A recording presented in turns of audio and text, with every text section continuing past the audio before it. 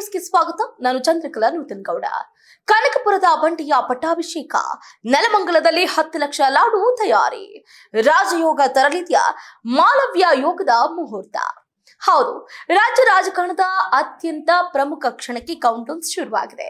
KPCC ಅಧ್ಯಕ್ಷ DK Shivakumar ಅವರು ಮುಖ್ಯಮಂತ್ರಿಯಾಗಿ ಅಧಿಕಾರವನ್ನ ಸ್ವೀಕರಿಸುವುದಕ್ಕೆ ವಿಶೇಷ ಏನು ಅಂತಂದ್ರೆ, ಈ ಪದಗ್ರಹಣ ಸಮಾರಂಭಕ್ಕೆ ಜ್ಯೋತಿಷ್ಯ ಮತ್ತು ಸಂಖ್ಯಾಶಾಸ್ತ್ರದ ಹಿನ್ನೆಲೆಯಲ್ಲಿ ಅತ್ಯಂತ ಅಪರೂಪದ ಹಾಗೆ ಶಕ್ತಿಶಾಲಿ ಮಾಲವ್ಯ ಯೋಗದ ಮುಹೂರ್ತವನ್ನ ನಿಗದಿಪಡಿಸಲಾಗಿದೆ. ನೋಡಿ, ಡಿಕೆ ಶಿವಕುಮಾರ್ ಅವರು ಮುಖ್ಯಮಂತ್ರಿ ಆಗ್ತಾ ಇರುವ ಹಿನ್ನೆಲೆಯಲ್ಲಿ ನೆಲಮಂಗಲದಲ್ಲಿ ಸಂಭ್ರಮ ಮನೆ ಮಾಡಿದೆ.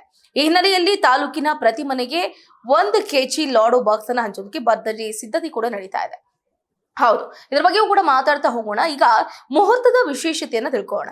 ನೋಡಿ, ಜ್ಯೋತಿಷ್ಯ ಶಾಸ್ತ್ರದ ಪ್ರಕಾರ ಜೂನ್ 3ರಂದು ಅಂದ್ರೆ ಇವತ್ತು ಸಂಜೆ 4:05 ಸಮಯ ಉತ್ತಮ ಮುಹೂರ್ತ ಅಂತ ಹೇಳಲಾಗ್ತಾ ಇದೆ. ಇವತ್ತು ಸಂಜೆ 4:05 ತುಲಾ ಲಗ್ನ ಇರಲಿದ್ದು, ಇವತ್ತು ಸಾರ್ವಜನಿಕ ಜೀವನ ಮತ್ತು ರಾಜಕೀಯ ನಾಯಕತ್ವಕ್ಕೆ ಸಕಾರಾತ್ಮಕ ಶಕ್ತಿಯನ್ನ ನೀಡುತ್ತೆ. ಪ್ರಸ್ತುತ ಜಾತಕದಲ್ಲಿ ಗುರು ಗ್ರಹವು ಉಚ್ಚ ಸ್ಥಿತಿಯಲ್ಲಿ ಇದ್ದಾರೆ. ಇದು ರಾಜಕೀಯವಾಗಿ ಅಭಿವೃದ್ಧಿ ಹಾಗೆ ಎಷ್ಟು ದೊಡ್ಡ ಸವಾಲುಗಳು ಎದುರಾದ್ರೂ ಅದೆಲ್ಲವನ್ನ ಮೆಟ್ಟಿ ನಿಂತು ಸುಗಮ ಆಡಳಿತ ನಡೆಸೋದಕ್ಕೆ ಹಾದಿ ಸುಗಮ ಮಾಡಿಕೊಡುತ್ತಂತೆ. ಸೊ ಹಾಗಾಗಿ ಜಾತಕದ 10ನೇ ಮನೆ ಅಂದ್ರೆ ದಶಮ ಭಾವ ಬಲ ಆಗಿರೋದ್ರಿಂದ ಮುಂಬರುವ ದಿನಗಳಲ್ಲಿ ಜನಸಾಮಾನ್ಯರಲ್ಲಿ ಡಿಕೆಶಿ ಪರವಾಗಿ ದೊಡ್ಡ ಅಲೆ ಸೃಷ್ಟಿ ಆಗುವ ಜೊತೆಗೆ ಉನ್ನತ ಸ್ಥಾನಮಾನ ಸಿಗುವ ಸಾಧ್ಯತೆ ದಟ್ಟವಾಗಿದೆ. ಇನ್ನು ಮಾಲವ್ಯ ಯೋಗವು ಶುಕ್ರ ಗ್ರಹದ ಪ್ರಭಾವದಿಂದ ಉಂಟಾಗುವುದರಿಂದ ಡಿಕೆಶಿ ಪಾಲಿಗೆ ಇದು ಭಾಗ್ಯದ ಬಾಗಿಲನ್ನ ತೆರೆಯಲಿದ್ದು, ಅಧಿಕಾರದ ಗದ್ದುಗೆಗೆ ಮತ್ತಷ್ಟು ಶಕ್ತಿ ತುಂಬಲಿದೆ ಅನ್ನುವ ಬಲವಾದ ನಂಬಿಕೆ ಇದೆ. ಸವಾಲುಗಳ ಸುಳಿವು.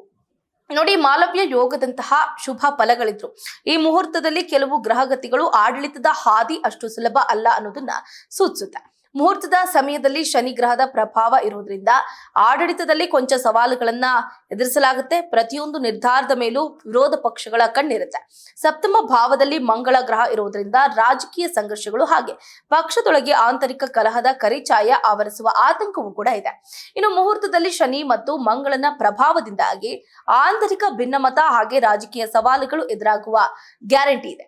ಆದ್ರೆ ಉಚ್ಚ ಸ್ಥಿತಿಯಲ್ಲಿರುವ ಗುರು ಹಾಗೆ ಮಾಲವ್ಯ ಯೋಗದ ಬಲವು ಈ ಎಲ್ಲಾ ಸವಾಲುಗಳನ್ನ ಸಮರ್ಥವಾಗಿ ಎದುರಿಸುವ ಶಕ್ತಿಯನ್ನ ಡಿಕೆಶಿ ಅವರಿಗೆ ನೀಡಬಹುದು ಅಂತ ವಿಶ್ಲೇಷಿಸಲಾಗ್ತಾ ಇದೆ. ನೋಡಿ, ಇದೇ ಸಂದರ್ಭದಲ್ಲಿ ಇದನ್ನ ಒಂದು ಕಡೆ ಗಮನಿಸಿದ್ರೆ ಇದೆಲ್ಲ ಜ್ಯೋತಿಷ್ಯ ನುಡಿಗಳು. ಇದನ್ನ ಹೊರತುಪಡಿಸಿದ್ರೆ ಇವತ್ತು ಡಿಕೆ ಶಿವಕುಮಾರ್ ಅವರಿಗೆ ಬಹಳ ಉತ್ತಮವಾದಂತಹ ದಿನ ಅಂತಾನೆ ಹೇಳ್ಬಹುದು. ಈ ಉತ್ತಮ ದಿನವನ್ನ ಅವರ ಅಭಿಮಾನಿಗಳು ಕೂಡ ಬಹಳ ಸಂತಸದಿಂದ ಅಂದ್ರೆ ಸಿಹಿಯನ್ನು ಹಂಚೋದ್ರ ಮುಖಾಂತರ ಸೆಲೆಬ್ರೇಟ್ ಮಾಡ್ತಿದ್ದಾರೆ.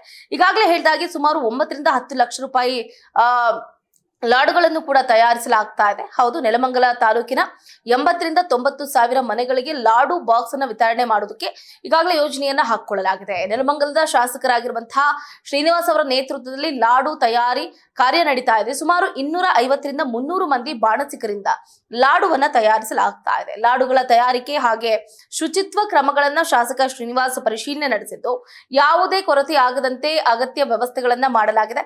ಡಿಕೆ ಶಿವಕುಮಾರ್ ಮುಖ್ಯಮಂತ್ರಿ ಆಗ್ತಾ ಇರುವ ಸಂತಸದಲ್ಲಿ ತಾಲೂಕಿನ ಪ್ರತಿ ಮನೆಗೂ ಸಿಹಿ ಹಂಚುವ ಉದ್ದೇಶದಿಂದ ಈ ವ್ಯವಸ್ಥೆ ಅಂದ್ರೆ ವಿಶೇಷ ಕಾರ್ಯಕ್ರಮವನ್ನು ಕೂಡ ಆಯೋಜನೆ ಮಾಡಲಾಗಿದೆ. ಇನ್ನು ಕಾಂಗ್ರೆಸ್ ಸರ್ಕಾರ ಅಧಿಕಾರಕ್ಕೆ ಬಂದ 3 ವರ್ಷಗಳ ಬಳಿಕ ಕರ್ನಾಟಕದ ನೂತನ ಮುಖ್ಯಮಂತ್ರಿಯಾಗಿ ಡಿಕೆ ಶಿವಕುಮಾರ್ ಅವರು ಜೂನ್ 3ರಂದು ಪ್ರಮಾಣ ವಚನವನ್ನ ಸ್ವೀಕರಿಸಲಿದ್ದಾರೆ. ಬೆಂಗಳೂರಿನ ಲೋಕಭವನದ ಗ್ಲಾಸ್ ಹೌಸ್ ನಲ್ಲಿ ಇವತ್ತು ಸಂಜೆ 4:05 ಪದಗ್ರಹಣವನ್ನ ಸ್ವೀಕರಿಸಲಿದ್ದಾರೆ ಅಂತ ಈಗಾಗಲೇ ಎಲ್ರಿಗೂ ಕೂಡ ಗೊತ್ತಿರುವಂತದ್ದು. ಇನ್ನು ಕಾರ್ಯಕ್ರಮದ ಕಾಂಗ್ರೆಸ್ ನಾಯಕರು ಹಾಗೆ ಅನೇಕ ಗಣ್ಯರು ಕೂಡ ಭಾಗಿಯಾಗಲಿದ್ದಾರೆ. ಡಿಕೆ ಶಿವಕುಮಾರ್ ಅವರ ಜೊತೆಗೆ 14 ಶಾಸಕರು ಸಚಿವರಾಗಿ ಪ್ರಮಾಣ ವಚನವನ್ನು ಕೂಡ ಸ್ವೀಕರಿಸುವಂತಹ ಸಾಧ್ಯತೆ ಹೆಚ್ಚಾಗಿರುವಂತದ್ದು. ಈಗಾಗಲೇ ಡಿಸಿಎಂ ಡಿಕೆ ಶಿವಕುಮಾರ್ ಅವರು ಕೂಡ ಇದರ ಬಗ್ಗೆ ಹೇಳಿಕೆಯನ್ನ ಕೊಟ್ಟಿದ್ದಾರೆ. ಇವತ್ತು ನಾನು ಮುಖ್ಯಮಂತ್ರಿಯಾಗಿ ಪ್ರಮಾಣ ವಚನವನ್ನ ಸ್ವೀಕಾರ ಮಾಡುವಂತಹ ಸಂದರ್ಭದಲ್ಲಿ ನನ್ನ ಜೊತೆ ಒಂದಷ್ಟು ಸಚಿವರು ಪದಗ್ರಹಣವನ್ನ ಸ್ವೀಕಾರ ಮಾಡ್ತಾರೆ. ಮೊದಲ ಪಟ್ಟಿ ಕೂಡ ಈಗಾಗಲೇ ರಿಲೀಸ್ ಆಗಿದೆ. ಬಟ್ ಮೊದಲ ಪಟ್ಟಿಯಲ್ಲಿ ಲಕ್ಷ್ಮೀ ಹೆಬ್ಬಾಳ್ಕರ್ ಅವರ ಹೆಸರು ಲಿಸ್ಟ್ ನಲ್ಲಿ ಇಲ್ಲ. 2ನೇ ಪಟ್ಟಿಯಲ್ಲಿ may not be Lakshmi Hebbalkar ಅವರ ಹೆಸರು ಮುನ್ನೆಲೆಗೆ ಬರಬಹುದು ಅಂತ ಹೇಳಲಾಗ್ತಾ ಇದೆ.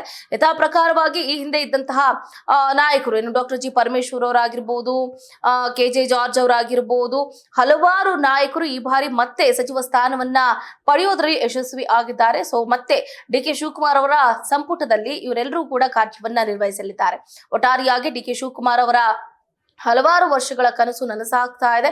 ಇದೇ ಸಂದರ್ಭದಲ್ಲಿ ನೆಲಮಂಗಲದಲ್ಲೂ ಕೂಡ 10 ಲಕ್ಷ ರೂಪಾಯಿ ಲಾಡು ತಯಾರಿ ಆಗಿದ್ದು, ಪ್ರತಿ ಮನೆಗೆ 1 kg ಅಷ್ಟು ಲಾಡುವನ್ನ ಹಂಚೋದ್ರ ಮುಖಾಂತರ ಅವರ ಅಭಿಮಾನವನ್ನ ಏನು ಶ್ರೀನಿವಾಸ್ ಅವರು ಮೆರಿತಾ ಇರುವಂತದ್ದು. ಇದಾಗಿತ್ತು ಇವರಿಗಿನ ಅಪ್ಡೇಟ್. ನೋಡ್ತಾ ಇರಿ ಸ್ಪೀಡ್ ನ್ಯೂಸ್, ನಿಮ್ಮದು ವೇಗ ನಮ್ಮದು.